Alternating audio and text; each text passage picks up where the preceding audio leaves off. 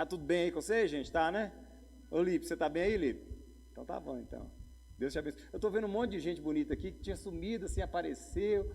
Um povo aqui bonito desse lado aqui. Eu tô vendo um povo ali do lado de cá bonito também, assim. Não vou falar o nome para eles passar vergonha, senão acaba não vindo um povo aqui bonito aqui assim também, ó. Que povo bonito, gente. Deus abençoe vocês, viu? O povo de Jesus é bonito. Será feio quando você não pertencer a Jesus, tá? Vou falar um negócio pra você. Ou será feio que só o filtro do Instagram para consertar.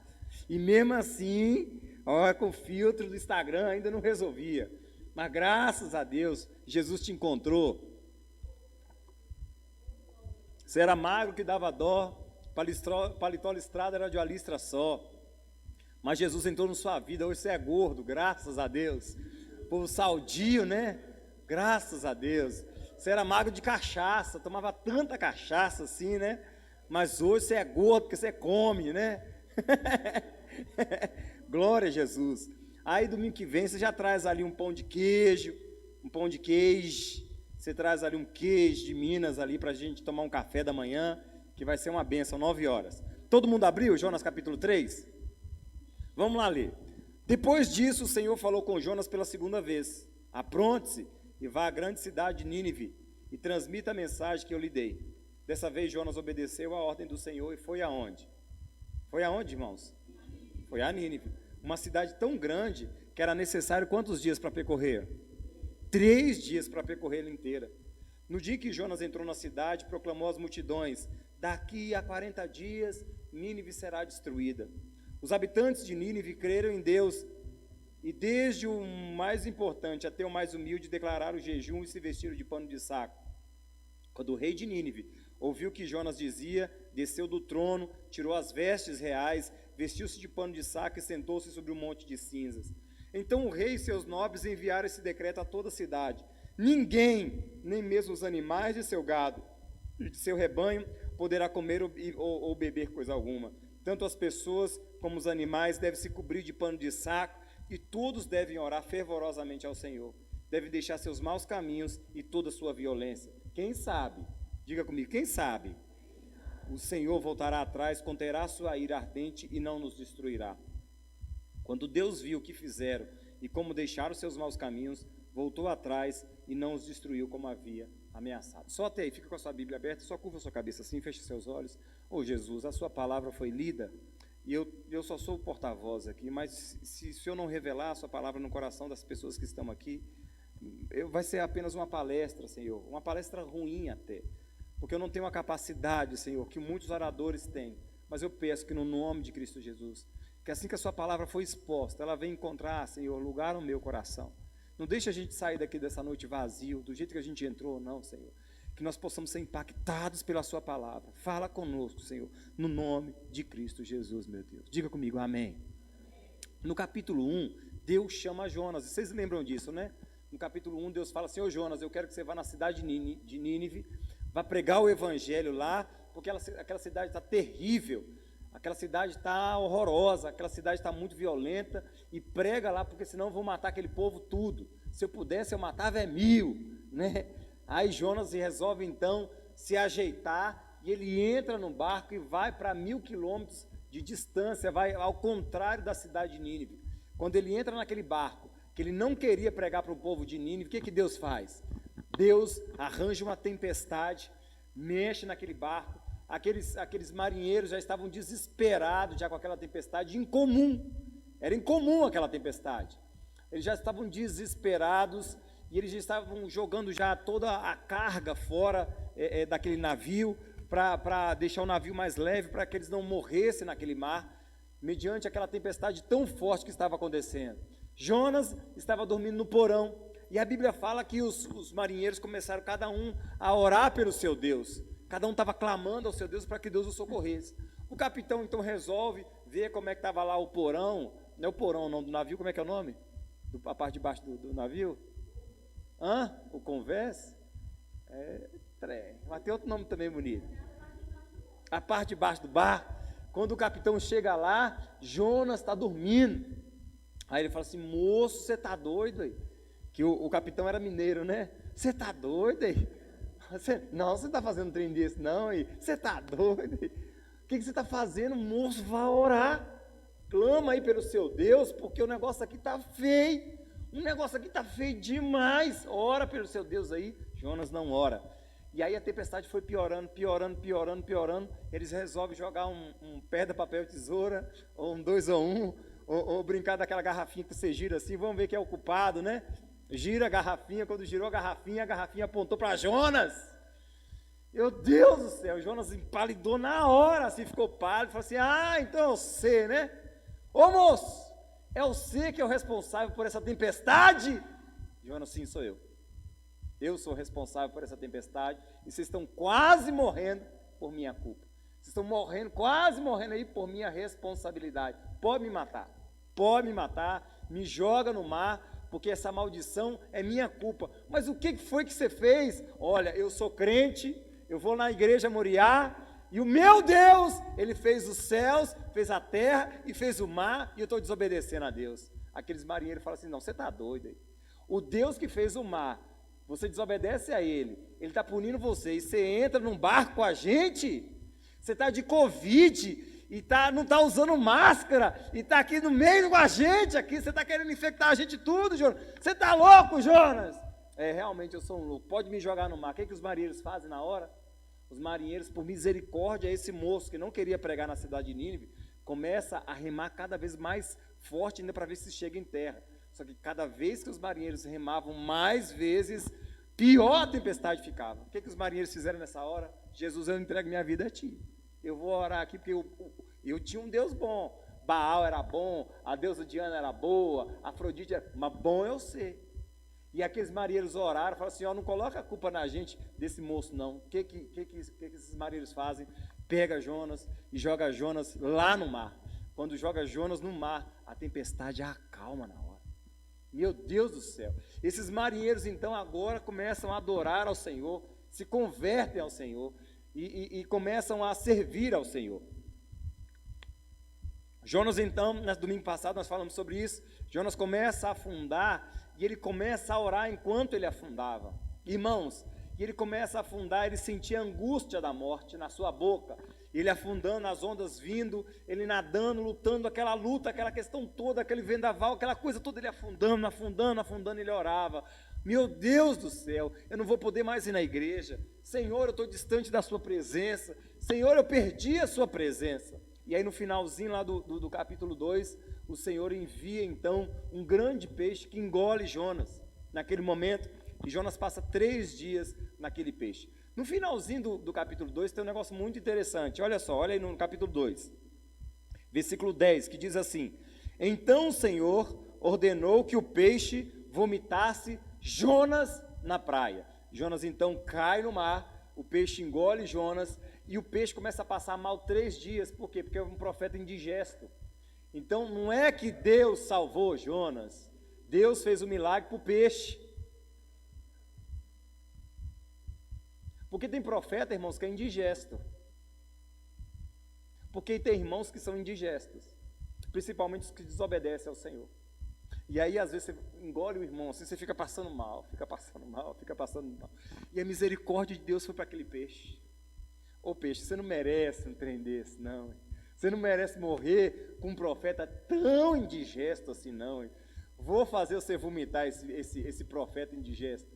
O peixe vai então na praia e vomita Jonas. Aí imagine Jonas todo branquinho, pele tratada, né? Todo branquinho, com gostinho de vômito assim, aquela coisa maravilhosa, aquele negócio assim, gente do céu, 3 dias no ventre de um grande peixe. Então no capítulo 1, Deus chama, no capítulo 2, Deus ouve, e no capítulo 3, Deus, de fato, perdoa. No capítulo 3, que foi o que a gente leu, Deus fala novamente com Jonas. Ô Jonas, deixa eu falar um negócio aqui para você. Você vai a Nínive pregar. Então o capítulo 3 é dividido em quatro etapas aqui. O versículo 1 e 2, como Deus chama novamente a Jonas. O versículo 3 e 4, como Jonas obedece e prega em Nínive. O versículo 5 ao 9, como os ninivitas creem em Deus e se convertem. E no versículo 10, Deus não destrói a cidade. Aí no capítulo 3, versículo 1 e 2, capítulo 3, versículo 1 e 2, o que a gente vê é, depois disso, o Senhor falou com Jonas pela segunda vez: apronte-se e vá à grande cidade de Nínive e transmita a mensagem que eu lhe dei. A primeira coisa que a gente vê nesses dois versículos é a segunda chance que Deus dá a Jonas. Isso no Velho Testamento, irmãos, era raro de acontecer, muito raro de acontecer.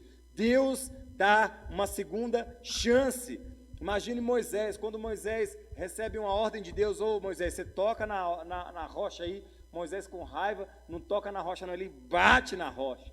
E Moisés não entra na terra prometida porque Deus não deu uma segunda chance para Moisés. No Velho Testamento não acontecia essa segunda chance, mas de forma até estranha, Jonas tem essa segunda chance. Deus fala com Jonas pela segunda vez: você vai para Nínive e você vai anunciar a mensagem que eu te mandei. Eu estou te dando uma segunda chance, viu, Jonas? E esse Jonas era o filho pródigo do Velho Testamento, né? Pois a misericórdia e a paciência de Deus com esse profeta não aparece em muitos lugares lá na Antiga Aliança, no Velho Testamento.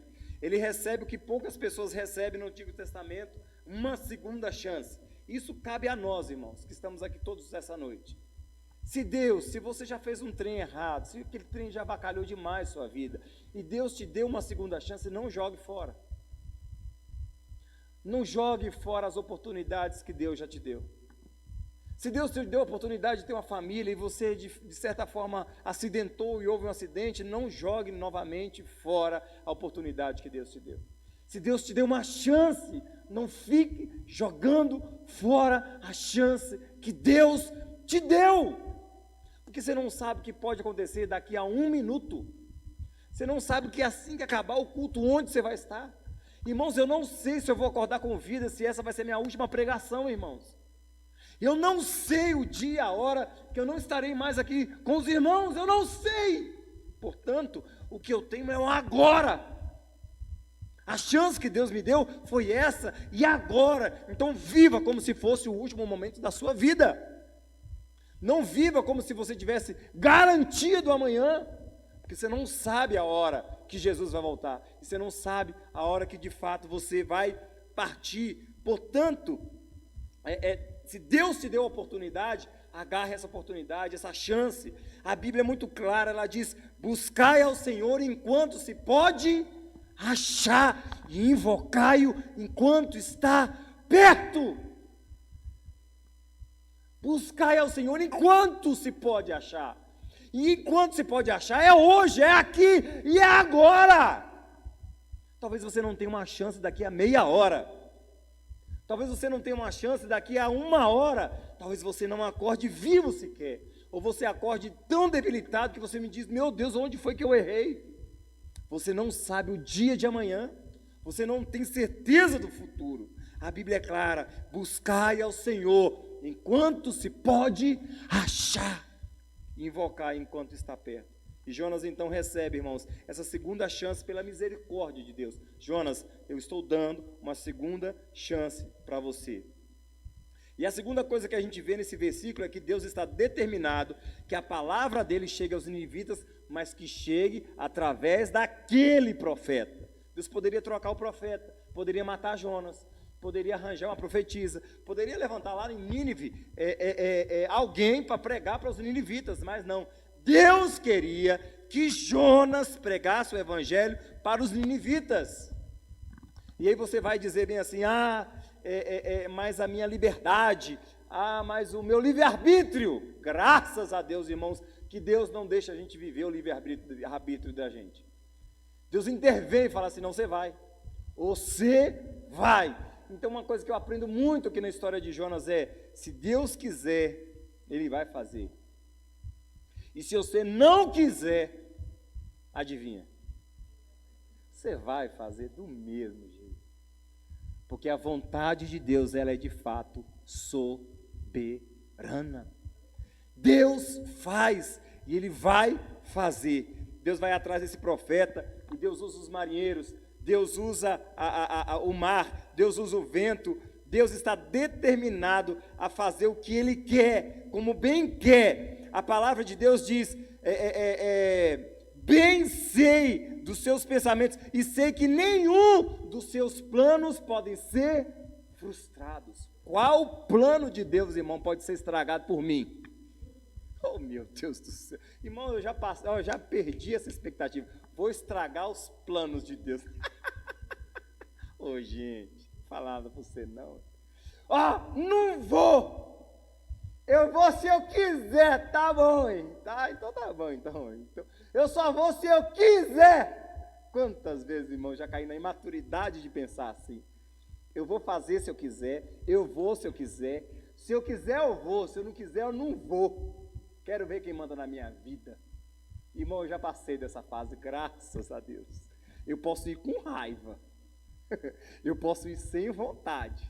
Eu posso ir bufando de raiva. Mas eu tenho que ir, né? Tem que ir, né? Tem que ir, né? Aí adivinha o que Deus fala? Tem. Então eu vou, então.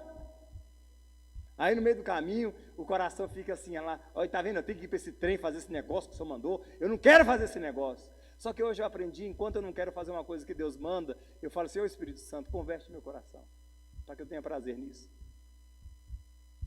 Então quantas e quantas vezes, irmãos, eu fui fazer a obra de Deus sem querer fazer a obra de Deus, e eu não tinha capacidade de fazer essa viração de chave que todo mundo fala, vira essa chavinha. Gente, eu queria achar essa chavinha de virar. E se vocês acharem essa chavinha, vocês me dão ela, eu compro na mão de vocês. Vira essa chavinha dentro de você, que faz você, por exemplo, não querer, e agora, virei a chavinha, fiquei doido querendo, vocês me dão essa chavinha aí. Se vocês virar essa chavinha aí, se você, por exemplo, a chavinha, eu amava pizza, agora virei a chavinha, gosto de alface, com tomate, com couve. Se vocês tiverem essa chavinha, me empresta, por favor, que eu gosto do trem errado, eu gosto de comer os trem que faz mal, eu gosto de dormir, que quando tem sono, né? Mas quando não tem, eu gosto de, nossa, eu gosto de tudo vagaiado. Mas aí Deus vem e fala assim, Hélio, falar um negócio aqui pra você, eu quero que você faça um negócio pra mim aí e tal. Aí eu só olho pra Deus assim, tá bom? Aí eu finjo de ego às vezes, né? Aí Deus, e aí, Hélio? Aí vai acontecendo uns treinos na vida da gente assim, né? Uns negócios assim, uns vendavalzinhos, uns negócios, que aí daqui a pouco eu tô vendo que tô fazendo um negócio de Deus, e eu falo assim, bem sei que nenhum dos seus planos pode ser frustrado, né, Senhor? Aí Deus fala assim, beijo, te amo, e faz um coraçãozinho para mim. Oh, Jesus. Aí Deus está disposto a frustrar os planos de Jonas, e a que os seus planos de fato sejam concretizados. A terceira coisa que a gente percebe é que a mensagem continua sendo pregada. Deus havia notado o pecado dessa cidade, a crueldade dessa cidade. Eu falei com vocês nos outros 2 domingos, quão cruéis eram os assírios, eram os ninivitas, tão cruéis, e a cidade tinha só 40 dias para se arrepender dos seus pecados. A segunda parte desse capítulo aí, o versículo 3 e 4, vamos ler o versículo 3 e 4. Dessa vez, Jonas obedeceu à ordem do Senhor e foi a Nínive, uma cidade tão grande que era necessário 3 dias para percorrê-la inteira. Irmãos, imagina a cidade. Para você completar a cidade, você precisa andar 3 dias sem parar. 3 dias. Eu preciso rodar a cidade inteira. Para cumprir a cidade inteira, você precisa de 3 dias. Pensa aí numa cidade, de fato, grande, enorme, muito grande. A descrição de Nínive é que ela é uma cidade que levaria 3 dias para uma pessoa andar, para completar essa cidade. E ele, durante esses dias, para pregar nessa cidade inteira, se ele durante 1 hora, ele caminhasse 4 quilômetros, e se ele caminhasse durante 10 horas pregando, assim ele andaria por dia 40 quilômetros. Jonas pregando e andando durante 10 horas. Se ele andasse 4 quilômetros por hora, ele pregaria ele falaria durante as 10 horas 40 quilômetros. Para ele andar toda a cidade, ele levaria 3 dias, ele andaria 120 quilômetros pregando, e foi o que esse moço fez. Esse moço resolve andar na cidade, e resolve pregar nessa cidade, na cidade de Nínive. Era uma cidade onde os muros, eu disse isso para os irmãos no domingo retrasado, cabiam 2 carros andando em cima dos muros dessa cidade, de tão poderoso que era essa cidade. Então lá vai Jonas, depois de 800 quilômetros, chega Jonas no portão da cidade. Eu imagino Jonas, oh gente, quando chega no portão da cidade, aquela crueldade, aquele tanto de corpo, um em cima do outro, os corpos, porque os ninivitas faziam isso, os assírios faziam isso, empilhavam corpos na porta da cidade, e chega Jonas na porta da cidade. Não acredito que eu vou fazer um negócio desse, não. Jonas obedeceu ao Senhor, obedeceu, mas ele não queria obedecer, e foi pregar de má vontade, de raiva e de birra, com raiva. Jonas então chega naquela porta, naquele portão, imagina o Jonas encontrando aquele tanto de corpo, um empilhado em cima do outro, vê a crueldade daquele povo, aquele povo que merecia de fato morrer, e aí Jonas começa a pregar. Aí você pode me perguntar, mas pastor, em que língua ele pregou? Eu não sei não, irmãos, mas o que eu sei é que Jonas pregou 6 palavras. Irmãos, pensa em uma pregação de 6 palavras, 6 ou 7 palavras, dependendo da tradução que você lê. Jonas entra na cidade e começa a pregar. E ele começa a pregar, irmãos, torcendo para ninguém acreditar na pregação dele. Irmão, imagina a cena aqui. Vamos lá, viaja comigo aqui. É eu que estou falando, tá, irmão? Não está escrito assim, não. Jonas chega com raiva na porta da cidade, olha aquele portãozão, aquele tanto de corpo. Eu vou obedecer ao Senhor, né? Porque o Senhor me fez aquilo lá, né? O Senhor me livrou da morte, eu tenho que obedecer ao Senhor. Mas tomara que ninguém me escute. Tomara que ninguém me ouça. Tomara que eles me prendam. Tomara. A expectativa de Jonas é que Deus fizesse com Nínive o que Deus fez com Sodoma e Gomorra. E Jonas, ele prega dizendo essas 6 palavras, e as 6 palavras são: daqui a 40 dias será destruída Nínive. Embora no capítulo 2, irmãos, ele houvesse experimentado a misericórdia de Deus no ventre de um peixe, agora no capítulo 3, ele mantém o mesmo rancor com aquele povo. A expectativa de Jonas era que ninguém acreditasse na sua pregação. Então Jonas prepara o seu sermão. Vou preparar o meu sermão. O sermão de Jonas, 6 palavras.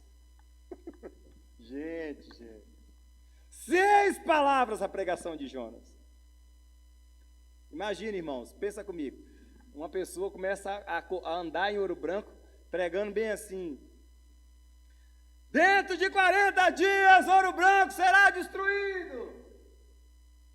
Dentro de 40 dias, Ouro Branco será destruído. O que você ia falar para essa pessoa? Já não basta os doidos de Ouro Branco, né? Mais um doido. Olha lá o doido, olha lá o doidinho, olha lá o doidinho. Sabe aquele doidinho? Qual doidinho? Aquele que fica gritando: dentro de 40 dias, Ouro Branco será destruído. Jonas passou todo dia pregando: dentro de 40 dias, Nínive será destruída. Torcendo para todo mundo achar que ele era o doidinho. Levar para Barbacena, o doidinho, levar para Barbacena. Olha lá o doidinho, olha lá o doidinho, olha lá o doidinho. Dentro de 40 dias, Ouro Branco vai ser destruído. O que você diria se você encontrasse um doidinho assim? Pregando, dentro de 40 dias, Ouro Branco será destruído. É o que Jonas fez. Jonas começou a andar com raiva, revoltar. Dentro de 40 dias, Nínive será destruído. Dentro de 40 dias, e andava com raiva e pregava, andava com raiva e pregava, andava com raiva e pregava, andava com raiva e pregava. Dentro de 40 dias vocês vão morrer, filho do cão, aí aqui na cabeça, filho de Satanás, filho de Nabucodonosor. Vai acontecer com vocês o que aconteceu com Sodoma e Gomorra. Dentro de 40 dias, Nínive será destruída. Essa é a pregação do homem. Que pregação ruim! Que pregaçãozinha ruim! Só a mesma frase. Irmão, para e pensa comigo. Qual é a chance de uma nação, de uma capital, uma das capitais da Síria, Nínive, ouvir um profeta estrangeiro, de uma língua diferente, andando e gritando: dentro de 40 dias Nínive será destruído? Qual é a chance, irmão, de um povo escutar um profeta desse? Os assírios, irmãos, os ninivitas, todo empoderado, era um império, era um povo em expansão que invadia países. Qual era a chance, irmão, de alguém ouvir o doidinho? Olha lá o profeta hebreu doidinho, pregando que dentro de 40 dias Nínive será destruída. Numa cidade onde a ascensão do povo era uma ascensão mundial. Qual seria a possibilidade dos ninivitas ouvir e crer naquela mensagem, irmão? Nenhuma! Crer nessa pregação? Nenhuma! Mas aí acontece o absurdo dos absurdos. No versículo 5, olha aí na sua Bíblia. No versículo 5, 3 e 5. Deixa eu voltar, o 4, olha o 4. No dia que Jonas entrou na cidade, proclamou às multidões: daqui a 40 dias, Nínive será destruída. A pregação do homem: daqui a 40 dias, Nínive será destruída. 5. Vou ler devagar, tá, irmãos? Os habitantes de Nínive creram em Deus, e desde o mais importante até o mais humilde declararam um jejum e se vestiram de pano de saco. Irmão, vamos lá, devagar. A possibilidade de uma cidade se converter, de uma pessoa se converter com uma frase ruim dessa, é zero. E de 500.000 de pessoas se converter com uma pregaçãozinha ruim dessa, zero, menos zero, menos zero, menos zero. A cidade inteira crê numa mensagem que o profeta hebreu pregou, onde a mensagem tinha 6 palavras.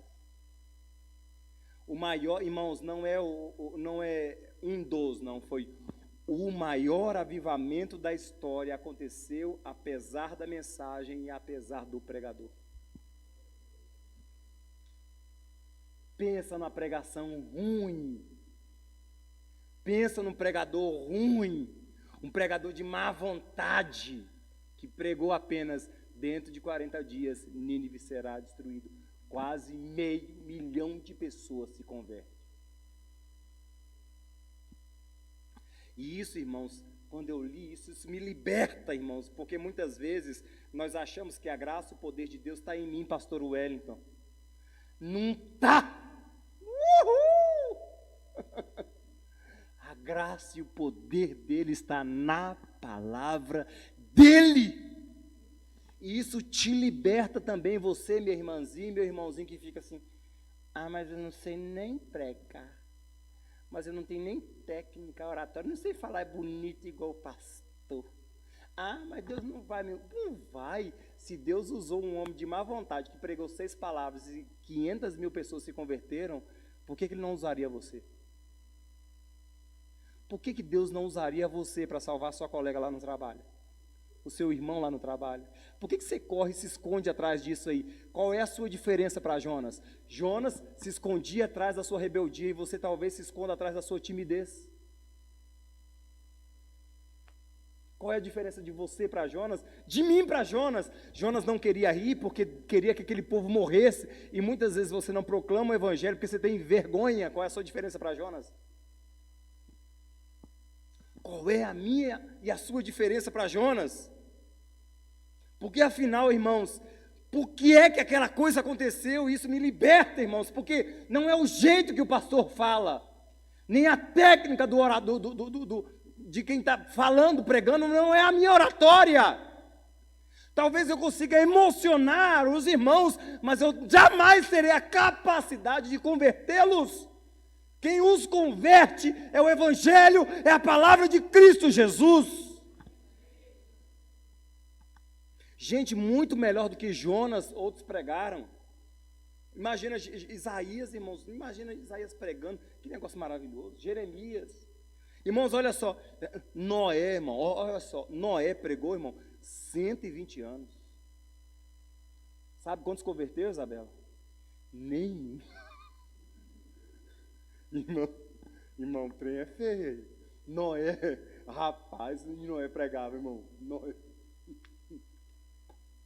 Noé pregou 120 anos. Irmão, nenhuma almazinha para Jesus. Nenhuma. 6 ricos não é o 6. Nenhuma. Nenhuma! E esse profeta ruim de coração, ruim de pregação, ruim de oratória, sem técnica alguma, prega 6 palavras e 500 mil de pessoas se convertem. Isso só vem, irmãos, corroborar com o quê? Com o final do capítulo 2, onde diz que a salvação vem do Senhor. Diga comigo, a salvação vem do Senhor. Uma cidade de 500 mil de pessoas se converte com a pregação de 6 palavras, com um profeta de má vontade que fala outra língua. O que aconteceu com esse povo? No versículo 5 diz que eles se vestiram de pano de saco para proclamar um jejum, desde o maior até o menor, do mais rico ao mais pobre, do mais importante até o menos importante. Isso me alegra, irmãos, com essa pregaçãozinha ruim, porque quantas e quantas vezes, irmãos, agora graças a Deus tem acontecido menos, mas quando eu cantava, quando era ministro de louvor, principalmente em Portugal, os meninos que cantam aqui, as meninas que cantam vão conseguir identificar, os meninos que tocam aqui vão conseguir identificar. Irmãos, às vezes nós, os ministros de louvor, vou contar só para vocês aqui, tá? A gente cria umas expectativas assim, a gente ouve uns hinos em casa, rapaz, a gente, rapaz, lá em casa, a gente, irmão, a gente que canta, a gente ouve os hinos lá, e a gente é renovado lá em casa, e a primeira coisa que a gente que canta faz é, na hora que eu cantar esse hino lá na igreja, rapaz, mas o fogo vai cair de um jeito, e aí você consagra, ora, e lê a Bíblia, e você tá, só o azeite. Ah, não é assim não, Diego? Aí, é assim ou não é, Glaucio? Aí você cria aquela expectativa, rapaz, não que Mateus fazia, aí você vai ver, as ambulâncias de Jesus, o poder vai cair na hora. Irmão, quantas e quantas vezes eu criei essa expectativa no meu coração, e na hora que vinha, e eu acabava de cantar, eu só ouvia um quen.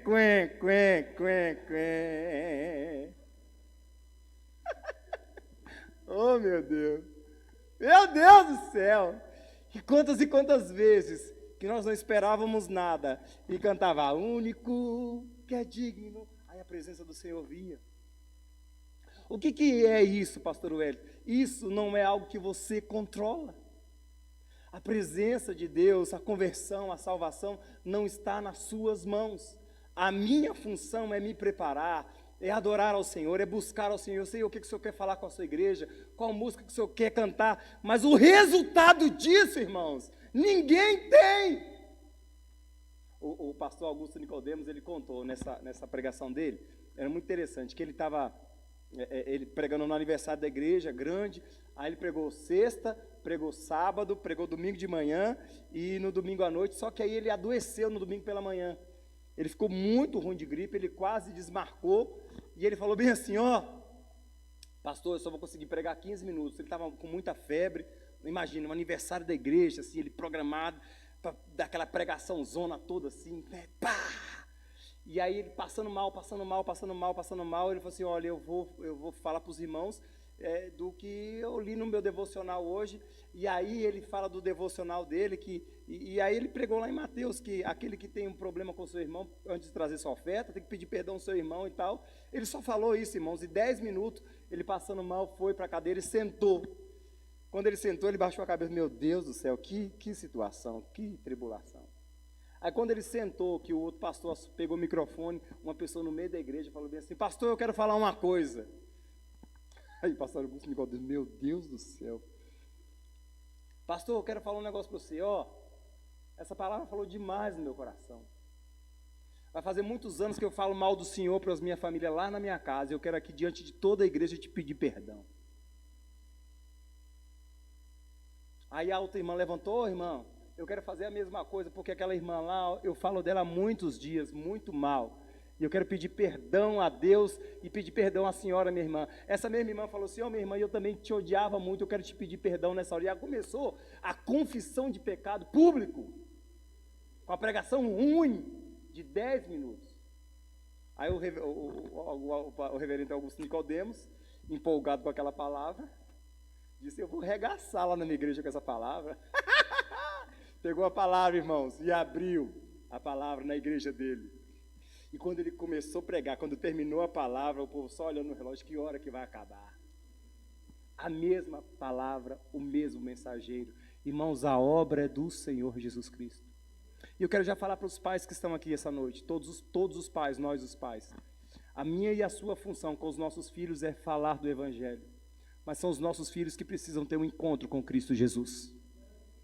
Tirem das costas de vocês a responsabilidade de salvar os seus filhos, porque a sua função como pai, como mãe, é proclamar o Evangelho e dizer de Jesus para os seus filhos. Quem vai salvar os seus filhos é Cristo Jesus. Gravem isso nas tábuas dos vossos corações. Todos os pais e futuros pais que estão aqui são os nossos filhos. É Jesus que precisa salvar os nossos filhos. E Jesus os salvará. Faça só a sua parte, que é viver como um filho de Deus aqui na terra. Viver como um homem temente a Deus, uma mulher temente a Deus. E aí aconteceu o contrário que Jonas queria. A palavra de Deus foi no coração daquelas pessoas através da pregação ruim, do profeta ruim e de má vontade. Aí eu imagino que nesse dia, o secretário do rei, um ministro lá, não sei como é que chamava o nome na época, fala assim: ô rei, eu preciso falar com o senhor. Moço, eu estou ocupado, é importante, é muito importante.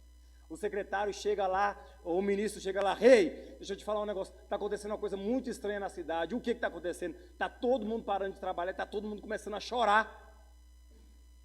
O comércio fechou as portas, os comerciantes agora estão chorando, mas chorando como assim? Tem um moço que veio lá, um hebreu que veio, como está gritando aí na cidade: daqui a 40 dias Nínive será destruída, daqui a 40 dias Nínive será destruída. E aí o povo, ao ouvir essa mensagem, começa a chorar, começa agora a rasgar sua roupa, vestir de pano de saco, e estão chorando, pedindo perdão para Deus. Rei, olha que absurdo, rei. Sabe o que o rei, ao ouvir essa mensagem, faz? Ele faz um decreto. Esse rei faz um decreto, versículo 6, olha aí na Bíblia todo mundo. Quando o rei de Nínive, versículo 6, quando o rei de Nínive ouviu o que Jonas dizia, desceu do trono, tirou as vestes reais, vestiu-se de pano de saco, sentou-se sobre um monte de cinzas. Então o rei e os seus nobres enviaram este decreto a toda a cidade. Olha o decreto que o rei enviou: ninguém, nem mesmo os animais de seu gado e de seu rebanho poderá comer ou beber coisa alguma. Tanto as pessoas como os animais devem se cobrir de pano de saco, e todos devem orar fervorosamente ao Senhor. Devem deixar seus maus caminhos e toda a sua violência. Quem sabe Deus voltará atrás e conterá a sua ira ardente e não nos destruirá. O rei manda fazer um decreto que dizia que, primeiro, ninguém, nem mesmo os animais, poderia comer a partir daquele momento, irmãos. Você tem noção do que é seu cachorrinho comer a ração? O gatinho não comer a ração? O rei baixa um decreto dizendo que, olha, está proclamado o jejum onde nem os animais vão comer. Os animais também precisam se vestir de pano de saco, que era um pano grosseiro. As pessoas tiravam as suas roupas e se vestiam com pano grosseiro, dizendo: olha, eu me dispo do meu poder e eu me humilho diante desse Senhor Todo-Poderoso. E eu abdico daquilo que eu tenho direito, que é dar comida, para que esse Deus, quem sabe, se arrependa e não nos puna, e não nos castigue. Todos os animais, todas as pessoas se cobriram de pano de saco. Aquele rei, ele senta nas cinzas. Por que o rei fazia isso? Porque para os orientais naquela época, sentar na cinza era a expressão da sua angústia, a expressão da sua tristeza. Aquele rei desce do trono, tira suas roupas, veste de pano de saco, faz um decreto e senta nas cinzas dizendo: olha, eu estou angustiado porque nós morreremos todos em 40 dias. Nós morreremos em 40 dias. A terceira coisa no decreto é que a primeira coisa é: jejuaremos nós os animais. Segunda coisa, vestirão pano de saco nós os animais. Imagina, irmãos, o gado com pano de saco nas costas.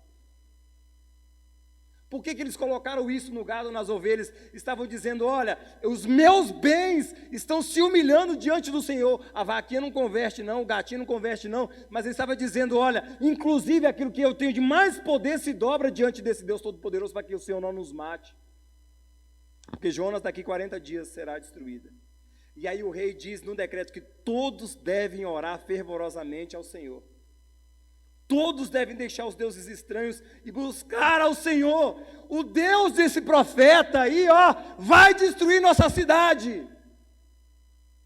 E o quarto e último parte do decreto: todos devem deixar seus maus caminhos e deixar sua violência. Ou seja, nós precisamos nos converter e nós precisamos nos santificar ao Senhor com a pregação ruim. E a pregação era: 2 pontos, daqui 40 dias Nínive será destruída. E aí a gente tem esse decreto, que a gente sabe que esse decreto não salva. Isso já aconteceu uma vez na história. Um decreto, irmãos, não salva ninguém. Só que esse decreto era a materialização do que já estava acontecendo com aquela cidade. Jonas pregava, o povo ajoelhava e dizia: tem misericórdia de mim, Senhor. Tem misericórdia de mim, Senhor. Tem misericórdia de mim, Senhor. Tenha misericórdia de mim, Senhor. Tenha misericórdia de mim, Senhor. E aí tem a expectativa no versículo 9. O rei tem a expectativa: quem sabe Deus voltará atrás e conterá sua ira ardente e não nos destruirá. O rei, irmãos, assume uma posição correta, que é uma posição do pecador arrependido. Quantos de nós, irmãos, acham que pode dar ordem em Deus, irmão? Quantos de nós que achamos que nós é que aceitamos a Jesus? Quantos de nós achamos que sou eu que tenho que dar uma oportunidade para Deus? Irmãos, é o contrário. Deus é que me deu uma chance. Deus é que me deu uma oportunidade. Deus é que teve misericórdia. Quem sou eu? Quem é você? Aquele rei diz bem assim: quem sabe, depois que nós fizermos tudo isso, quem sabe Deus não vai ter misericórdia da gente? Quem eu acho que sou, irmãos, para determinar coisas e dar ordens a Deus? Quem eu acho que eu sou, irmãos, de ordenar a Deus? Diferente dos nossos dias, muitos de nós hoje querem dar ordens a Deus, irmãos, achando que deve dizer para Deus o que Deus deve fazer. Irmãos, nós não merecemos absolutamente nada, só estamos aqui por causa da graça de Deus que nos alcançou. Se não fosse a misericórdia de Deus, irmãos, onde nós estaríamos agora?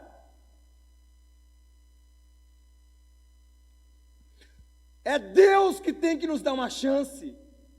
É Deus que tem misericórdia de nós. É Deus que tem que abrir o coração dele para que eu entre. Não sou eu que tenho que dizer nada para Deus, é Deus que tem que ter misericórdia de mim e de todos vocês. Quem sabe Deus ouve a nossa oração, enquanto eu e você, irmãos, acharmos que nós temos direito, porque nós nos comportamos bem, porque nós não roubamos, nós não matamos, acharmos que nós temos algum direito contra Deus. Deus não me deve nada. Deus não deve absolutamente nada a ninguém aqui. Quando Deus te encontrou e te salvou, você já entra devendo a Deus. Eu sou um devedor. E aí o rei diz: quem sabe Deus vai ter compaixão de nós. Quem sabe Deus vai ter compaixão de nós. E aí, irmãos, no versículo 10, olha só que maravilhoso o versículo 10. Projeta aí, filho, o versículo 10, Jonas 3:10. Quando todo aquele povo faz aquilo, quando Deus viu o que fizeram e como deixaram os seus maus, olha aqui para mim, eles fizeram 4 coisas. A primeira coisa, proclamaram um jejum. A segunda coisa, se vestiram de pano de saco. A terceira coisa, clamaram ao Senhor. E a quarta coisa, eles abandonaram o seu mau caminho. Qual foi a única coisa que Deus viu dessas 4?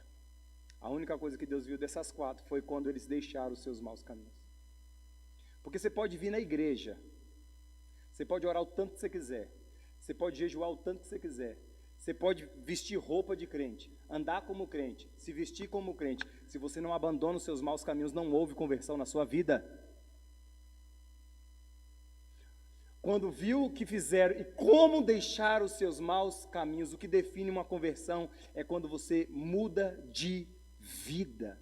Você pode ser o dizimista corretinho, você pode ter aquela roupa de crente assim, perfeita, você pode até andar como crente. Se você não muda o seu jeito de ser, você não se converteu. O que foi que Deus viu? Deus viu o jejum, viu. Deus viu eles vestindo de pano de saco, viu. Deus viu eles clamando, viu. O que de fato funcionou ali para Deus quando eles deixaram de ser violentos. quando eles deixaram de torturar pessoas, quando eles deixaram de matar pessoas, torturar crianças, estuprar mulheres, quando eles abandonaram os seus maus caminhos. E eu pergunto para todos nós hoje, há uma diferença de quando você aceitou Jesus, o antes e o depois, ou está tudo igual? Há uma diferença. Antes de encontrar Jesus eu era dessa forma, mas depois que Jesus entrou na minha vida, eu sou dessa forma, ou é igual? Então não adianta, se você é igual, no momento que você encontrou Jesus, não adianta os seus jejuns, não adianta suas músicas, não adianta o seu dinheiro, se você não se converter dos seus maus caminhos. O que Deus espera de mim e de você, é que ao encontrarmos, Ele tendo misericórdia de nós deixemos de fazer aquilo que fazíamos de errado. Deus olhou para aquele povo e viu o que daquele povo? Quando deixar os seus maus caminhos. Quando eles deixaram os seus maus caminhos. Eu prego para crentes essa noite. Quem é você que vem aqui à igreja ao domingo à noite, que ouve a live aí na sua casa, ouve essa pregação, que participa da liturgia da igreja, da parte religiosa da igreja? Quem é você quando está sozinho? Quando está sozinha? Quem é você no seu telefone? Quem é você quando os olhos de ninguém estão vendo? Quem é você? O que Deus espera de mim e de você? É que sim, jejuemos, é que sim, nos humilhemos, é que sim, vistamos de pano de saco, é que sim, clamamos, tenha misericórdia do Senhor, mas o que de fato Ele espera de nós é uma mudança de mente, é uma metanoia. O que Deus espera de mim e de você é exatamente isso, que abandonemos os nossos maus caminhos. O decreto tinha 4 coisas, mas aqui de fato Deus viu apenas foi uma, no versículo 10, o que foi que Deus viu? Deus viu que eles abandonaram os seus maus caminhos. Eles abandonaram os seus maus caminhos. E essa é a minha pergunta para todos nós essa noite, irmãos. Quantas pregações você já ouviu na sua vida? Tão ruins quanto as pregações de Jonas, tão excelentes quanto as pregações dos maiores pregadores da terra. E o que você fez com todas elas? Quantas pregações nós precisaremos ouvir para botar a nossa boca no pó e clamar a Deus, Deus tenha misericórdia de mim e mudar os nossos comportamentos? Há quanto tempo nós ouvimos a voz de Deus nos domingos à noite, ou no domingo pela manhã, ou nos YouTubes da vida, e não nos arrependemos dos nossos pecados? Há quanto tempo você faz isso? Agora vamos pensar como aquele povo de Nínive, irmãos. Irmãos, eles tinham 40 dias. 40 dias. E aquele povo em 40 dias jejuma, veste-se de pano de saco, clama ao Senhor. Eu imagino o rei agora, tem quantos dias? Aí o secretário fala, tem 35 dias hoje, rei. Nossa, falta 5 dias, né? Será que Deus vai matar a gente? Tem quantos dias hoje? 38 dias, 39 dias. Rei, amanhã faz 40 dias. A angústia de toda uma cidade, 500 mil de pessoas. Será que Deus vai nos destruir? Será que Deus vai nos matar? Será que Deus vai acabar com a gente? 40 dias, todo mundo esperando a morte. E nada acontece. Eu imagino quando dá meia-noite, 41 dias, toda uma cidade celebrando, porque o Senhor teve misericórdia daquela cidade.